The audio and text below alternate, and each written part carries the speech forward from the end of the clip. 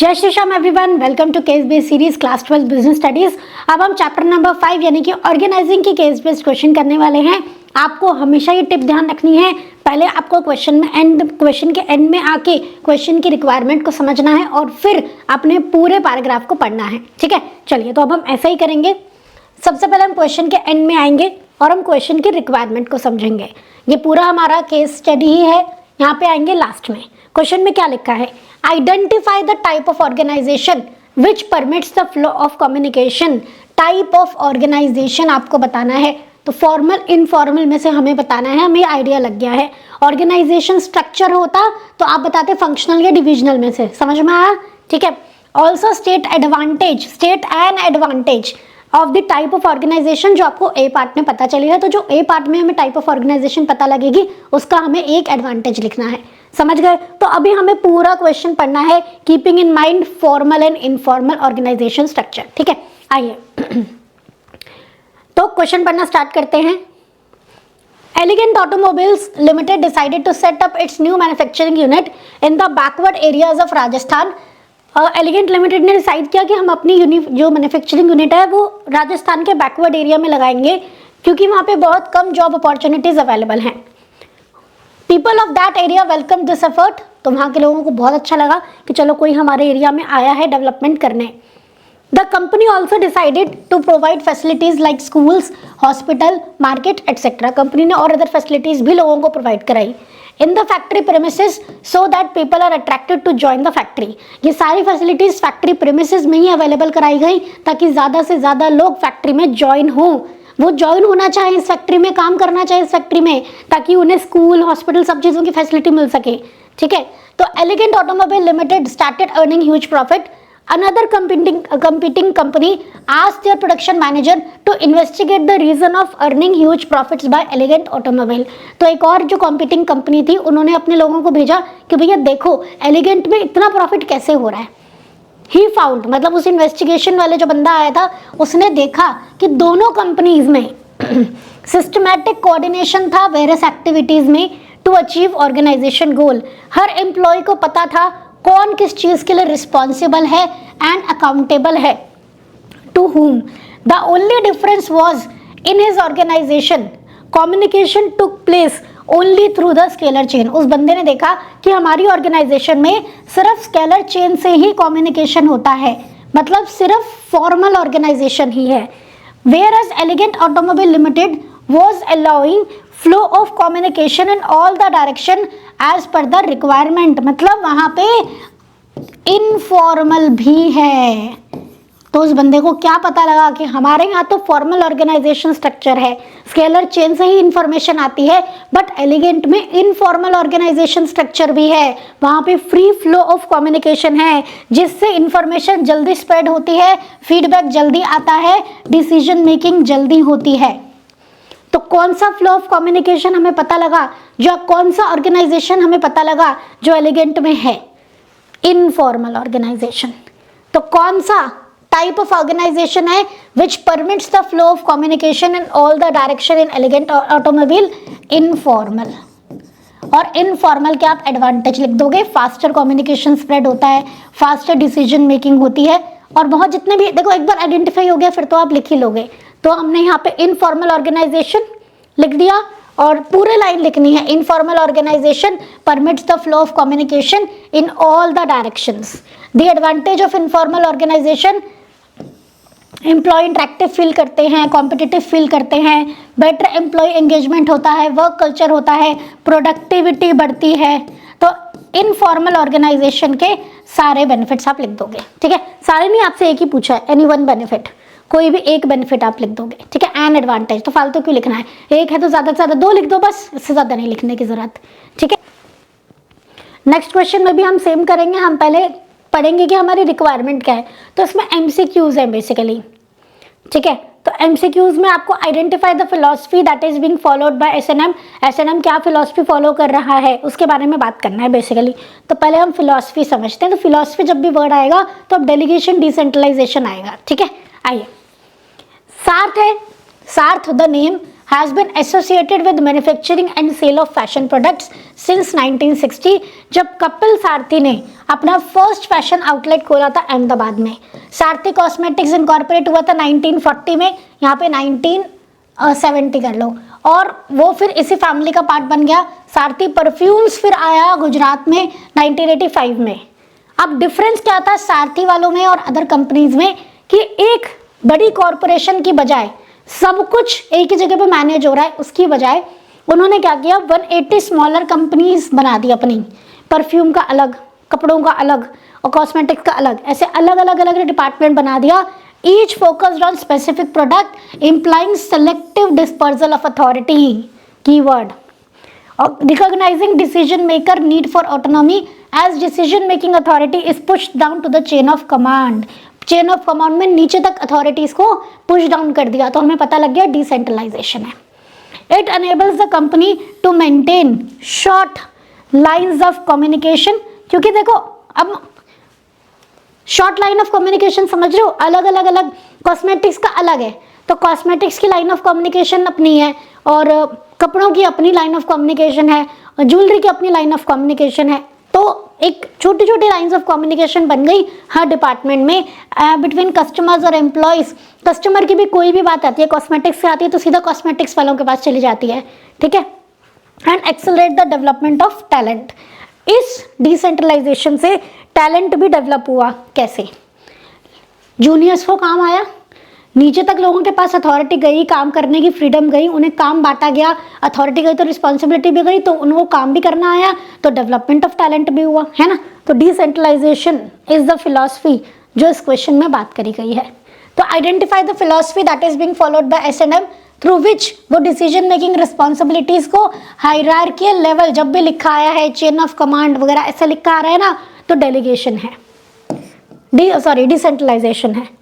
Why is there need to apply the philosophy with caution? अब ध्यान से सुनो, क्वेश्चन में लिखा है कि क्यों डिसेंट्रलाइजेशन को बड़े ध्यान से अप्लाई करना पड़ता है।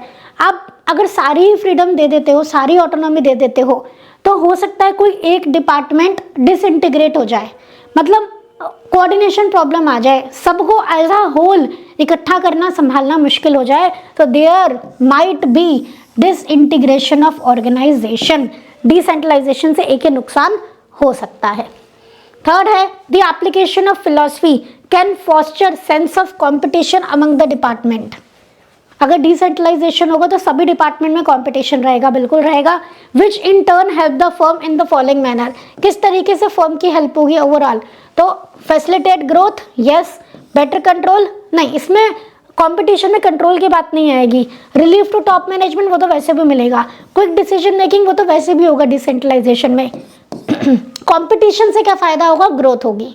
हर डिपार्टमेंट अपने से बेटर करना चाहेगा, दूसरे से बेटर करना चाहेगा काम, है ना। वो देखेगा अच्छा आपके कॉस्मेटिक्स में 30% का प्रॉफिट हुआ है, अरे हमें यार ज़्यादा प्रॉफिट कमाना पड़ेगा हमारी डिपार्टमेंट में, हमारी स्ट्रीम में, हमारी लाइन में, है ना। तो इस तरीके से ग्रोथ ज़्यादा होगी। नेक्स्ट है quote the line from the above which highlight the importance of philosophy. तो इम्पोर्टेंस ऑफ फिलॉसफी आपको बताना है। Providing management education to employee, कौन सी लाइन से पता लगा कि ये फिलॉसफी से एम्प्लॉयज एजुकेट भी होते हैं? Maintain short line of communication, नहीं। Accelerate the development of talent, yes. इससे हमें पता लगा कि जूनियर्स की भी डेवलपमेंट होती है क्योंकि वो काम सीखते हैं, ठीक है, clear. Selective dispersal of authority, नहीं, तो इससे तो अथॉरिटी का पता लग रहा है। Recognises decision making need for autonomy, उन्हें लगा कि हाँ डिसीजन मेकर को थोड़ी फ्रीडम देनी चाहिए, इससे ठीक है, सब कुछ है, बट इससे एजुकेशन ऑफ एम्प्लॉयज़ का पता नहीं लग रहा। तो एजुकेशन ऑफ एम्प्लॉयज़ का किससे पता लग रहा है? डेवलपमेंट ऑफ टैलेंट से। Got it? चलिए नेक्स्ट क्वेश्चन है, क्वेश्चन नंबर 3, सेम कॉन्सेप्ट। पहले हम पढ़ेंगे कि चाहिए क्या। From the above information identify the organizational structure. तो ऑर्गेनाइजेशनल स्ट्रक्चर जब भी आएगा तो फंक्शनल या डिविजनल, ठीक है, इसके ऊपर हमें फोकस करना है। एनी 3 एडवांटेज, फिर एक बार हमें स्ट्रक्चर पता लग गया तो कोई भी 3 एडवांटेज तो हम लिख लेंगे। आइए क्वेश्चन पढ़ते हैं। Aradhana and Gandharv are heads of 2 different departments in Yamco limited. They are efficient managers and are able to motivate the employees of their respective department to improve performance। यहाँ तक हमें कुछ पता नहीं लगा। However, their drive to excel, पर उनकी जो भूख थी कि एक्सेल करना है, अपनी एक्टिविटी में instead of giving emphasis on objective of the enterprise has hindered the interaction between departments that Aradhana and Gandharv are heading. दोनों को बस अपने अपने डिपार्टमेंट की पड़ी थी, सिंपल सी ये बात है। Often there are inter departmental conflicts, तो इंटर डिपार्टमेंटल कॉन्फ्लिक्ट्स की जब बात आती है तो आपका कौन सा वाला होता है ऑर्गेनाइजेशन स्ट्रक्चर? फंक्शनल। क्यों? क्योंकि उसमें ही सारे डिपार्टमेंट एक दूसरे पे डिपेंड होते हैं, इसीलिए वहां पे ज्यादा कॉन्फ्लिक्ट्स आते हैं and they have become incompatible. This has prove to be harmful in the fulfilment of organisational objective. This situation has deteriorated to such an extent that CEO of Yumco Limited has hired a consultant. इतनी हालत खराब हो गई कि consultant hire करना पड़ा problem को resolve करने के लिए। After studying the situation closely, Rashmi ने देखा कि प्रॉब्लम अराइज हुई है इनफ्लेक्सिबिलिटी और नैरो पर्सपेक्टिव। दोनों का जो इनफ्लेक्सिबिलिटी था कि हम लोग दूसरे की बात नहीं सुनेंगे, और बहुत ही छोटी सोच थी आराधना और गंधर्व की, इसलिए प्रॉब्लम अराइज करा। तो ये एक उसने बोला कि ये आपके यहाँ के ऑर्गेनाइजेशनल स्ट्रक्चर की वजह से हुआ है। तो कौन सा ऑर्गेनाइजेशनल स्ट्रक्चर है? फंक्शनल। उसका एक एडवांटेज, आपसे 3 एडवांटेज पूछे हैं तो हम एडवांटेज लिख देंगे। फंक्शनल ऑर्गेनाइजेशनल स्ट्रक्चर है हमारे पास। एडवांटेज क्या है? स्पेशलाइजेशन होती है, कंट्रोल एंड कोऑर्डिनेशन होता है विद इन डिपार्टमेंट, मैनेजरियल और ऑपरेशनल एफिशिएंसी आती है क्योंकि एक ही बंदा बार बार वही काम कर रहा होता है, इसीलिए कॉस्ट कम पड़ती है, ट्रेनिंग करवाना एम्प्लॉयज़ का इजी हो जाता है, और हर फंक्शन को प्रॉपर अटेंशन मिले ये पॉसिबल हो जाता है। तो आपको अगर आइडेंटिफाई हो जाता है कि कौन सा वाला स्ट्रक्चर है या कौन सा वाला ऑर्गेनाइजेशन है, कौन सी वाली फिलॉसफी है, तो आप इजीली आंसर कर लेते हो, है ना। चलिए नेक्स्ट क्वेश्चन है हमारा क्वेश्चन नंबर 4। यहाँ पे भी हम पहले आंसर देख लेते हो, पहले रिक्वायरमेंट देख लेते हैं। Prepare a report regarding organizational structure, giving concrete reason with regard to benefit the company will derive from the steps it should take. Organizational structure के बारे में ही बताना है। क्वेश्चन पढ़ते हैं। A company which manufactures a popular brand of toys has been enjoying good market reputation. एक company जो toys बनाती है उसकी बहुत अच्छी मार्केट थी। It has a functional organizational structure, तो अभी तो functional organizational structure है, तो क्या ये हमारा आंसर होगा? नहीं, ये तो लिखा है ना क्लियरली। तो वैसे तो हमें आंसर अगर हम लॉजिक लगाएं तो दूसरा वाला होगा, ठीक है। फिर भी चलो पढ़ते हैं। With separate department for production, marketing, finance और HR and research and development, lately to use its brand name and to cash on मतलब फायदा लेना to new business opportunity. It is thinking मतलब company is thinking to diversify into manufacture of new range of products, new range of toys, जिसकी new market उन्हें दिख रही है, तो वो डाइवर्सिफाई करना चाहते हैं। आप बताओ क्या स्टेप उन्हें लेने चाहिए अपने ऑर्गेनाइजेशनल स्ट्रक्चर में ताकि उन्हें फायदा हो? उन्हें डिविजनल में जाना चाहिए अब, है ना। हम बता देंगे कि अब उन्हें डिविजनल स्ट्रक्चर पे जाना चाहिए। तो हमारा आंसर क्या होगा? It should change its structure as divisional structure, ठीक है। और आप यहाँ पे इंपॉर्टेंस ऑफ डिविजनल स्ट्रक्चर बता दोगे। Got it? चलिए next and the last question. सबसे पहले हम यहाँ पे रिक्वायरमेंट पढ़ लेते हैं। Identify the concept followed by Kavita Ghai which help her to open the new branches of the restaurants. दूसरा, also explain briefly 2 point of importance of the concept identified in a above. Okay, एक question और है इसके बाद। हाँ, बहुत अच्छा question है, वो एंड तक जरूर देखना आप। आइए, कविता Ghai was the managing director of a restaurant in Lucknow called healthy kitchen. तो हेल्दी किचन नाम की रेस्टोरेंट की मैनेजिंग डायरेक्टर थी कविता गए। The restaurant was doing well at the volume of work increase हो रहा था, धीरे धीरे आराम से, मतलब धीरे धीरे इंक्रीज हो रहा था, स्टेडीली रुक नहीं रहा था, इंक्रीज होते जा रहा था, कम स्पीड से था पर हो रहा था। Kavita Ghai was not able to manage all the work. Kavita Ghai को लग रहा था मैं सारा काम खुद नहीं कर पाऊंगी। कॉन्सेप्ट भी जब भी लिखा होता है तो डेलीगेशन या डिसेंट्रलाइजेशन होता है, ठीक है। The increasing magnitude of work made it impracticable for her to handle it all by herself. यहाँ से भी मैं आइडिया लग गया है कि काम वो हैंडल नहीं कर पा रही थी, टॉप मैनेजमेंट पर वर्कलोड बढ़ रहा था।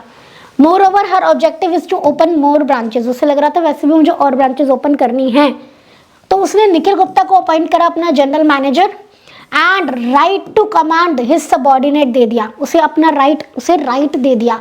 तो जब भी एक पर्सन ने दूसरे पर्सन को राइट दिया, ऐसा लिखा है तो डेलीगेशन, ठीक है। तो उसने कविता घई ने निखिल गुप्ता को अपॉइंट किया और उसे राइट्स, अपनी अथॉरिटी दे दी कि तुम अपने जूनियर्स को कमांड दे सकते हो और एक्शन ले सकते हो अपनी अथॉरिटी में रह के। For smooth running of the restaurant she also give him authority to hire and train the staff. उसने अपने जूनियर, अपना जो उसने बंदा अपॉइंट किया था निखिल, उसको पावर दी कि आप लोगों को भी हायर कर सकते हो, ट्रेनिंग दे सकते हो अपनी रिक्वायरमेंट के हिसाब से। कविता घई बहुत सेटिस्फाइड थी निखिल गुप्ता के काम से और उसी वजह से वो अदर ब्रांचेस भी ओपन कर पाई आगरा, कानपुर में। कौन सा कॉन्सेप्ट है? Delegation, selective dispersal of authority to all the level, to all the chain of command, ऐसा कुछ लिखा है तो डिसेंट्रलाइजेशन होता है। एक बंदे ने एक बंदे को अथॉरिटी दी है तो डेलीगेशन। 1-to-1 रिलेशन है तो डेलीगेशन। इंपॉर्टेंस बतानी है आपको डेलीगेशन की। टॉप मैनेजमेंट का वर्कलोड कम होता है और अब बता देना ग्रोथ होती है, एफिशिएंसी बढ़ती है, मैनेजरियल टैलेंट डेवलप होता है, तो ये सारी चीज़ें हम बता देंगे। तो delegation of authority is the concept. Last but not the list, very good question. Question की लेंथ से ही आपको पता लग रहा होगा that it is a very good question. अब ये चल रहा है, ये खत्म नहीं हुआ है, अभी और है। आ जाओ, देखो ऐसा क्वेश्चन स्टार्टिंग में दिखा दूंगी ना तो पहला क्वेश्चन देखते ही भाग जाओगे, इसलिए ऐसे क्वेश्चंस को लास्ट में रखा जाता है। आइए तो हम रिक्वायरमेंट देखते हैं। Identify and state the steps of organising process. तो मतलब ऑर्गेनाइजिंग प्रोसेस के हमें स्टेप्स यहाँ पे बताने हैं। Which has not been carried out properly, कौन कौन से स्टेप यहाँ ढंग से नहीं अप्लाई हुए हैं वो हमें बताने हैं। State the 2 steps of organising process, जो ठीक है स्टेप्स के बारे में बात करनी है। जो इसमें कोई कनापुटी नाम का बंदा है, उसने रामदास की कंप्लेंट को रिजॉल्व करने के लिए 2 स्टेप लिए हैं। ओके, तो ऑर्गेनाइजिंग प्रोसेस की स्टेप की बात हो रही है। Also state the 2 point of importance of organising as reflected in the above case. तो ऑर्गेनाइजिंग का क्या 2 फायदे दिख रहे हैं ऊपर केस में, आपको वो भी बताना है। तो ऑर्गेनाइजिंग की इंपॉर्टेंस और प्रोसेस पे आपका एक क्वेश्चन है। चलिए जी देखते हैं। तो सबसे पहले हम एक बार ऑर्गेनाइजिंग का प्रोसेस देख लेते हैं। तो ऑर्गेनाइजिंग के प्रोसेस में step number 1 is identification and division of work. काम को देखो और काम को डिवाइड करो, डिवीजन ऑफ वर्क। फिर डिपार्टमेंट बना दो अलग अलग, ड्यूटी सबको असाइन कर दो और रिपोर्टिंग रिलेशनशिप एस्टेब्लिश कर दो, जूनियर सीनियर का रिलेशनशिप एस्टेब्लिश कर दो। आइए क्वेश्चन पढ़ते हैं। रामदास है जिनकी एज 49 ईयर्स है, वो एविएशन कंपनी में काम करते हैं। He is the senior most employee in his division. He is even senior to divisional manager Kanaputi. Ramdas is considered as one of the most committed, capable और hardworking employees माना जाता है। उसकी abilities और सीनियोरिटी की वजह से उसे जनरली वर्क असाइनमेंट मिलते हैं अपने हिसाब से, ठीक है, क्योंकि वो इतना सीनियर और हर काम अच्छा करता है। Although there was no formal designation of special projects assigned to Ramdas, Ramdas को स्पेशल प्रोजेक्ट असाइन नहीं करे थे पर वो फिर भी उन्हें हैंडल करता था रूटीन बेसिस पे। एक प्रॉब्लम डेवलप हुई जब एक इंटेलिजेंट आदमी नागार्जुना, जिसकी एज 34 है, रामदास की एज 49 है, वो बड़ा है इससे, है ना, was appointed by Kanaputi. Nagarjun previous 3 years experience in the closely related work. तो नागार्जुन को इस काम में 3 साल का एक्सपीरियंस था, तो वो बड़ी जल्दी रूटीन वर्क को कैच कर गया। न्यू एम्प्लॉय बहुत जल्दी रूटीन वर्क को कैच कर गया। जो न्यू एम्प्लॉयज करते हैं ना जनरली जितना टाइम मुझे लगता है, तो नागार्जुन को कम टाइम लगा। ऑन सेवरल ओकेजन्स कनापुटी ने नोटिस की कि ना 2 एम्प्लॉयज के बीच में टेंशन हो रही है। ना कनापुटी कौन था? ओनर था, ठीक है। तो उसने देखा कि रामदास और नागार्जुन के बीच में ना चिक सी बहस शुरू हो गई है। However he didn't want to get involved in their personal issues. उसने सोचा कोई बात नहीं, मुझे नहीं बोलना चाहिए, जब तक ये लोग काम कर रहे हैं, ठीक से काम चल रहा है, तो मुझे दिक्कत नहीं होनी चाहिए। One day the tension between them reach the boiling point. एक दिन टेंशन बहुत ज्यादा बढ़ गई और रामदास ने कंप्लेन कर दी कनापुटी को कि भैया मेरे काम में नागार्जुन दखल देता है, मुझे काम नहीं करने देता, मेरा काम तो सारा वही कर देता है, मैं क्या करूं।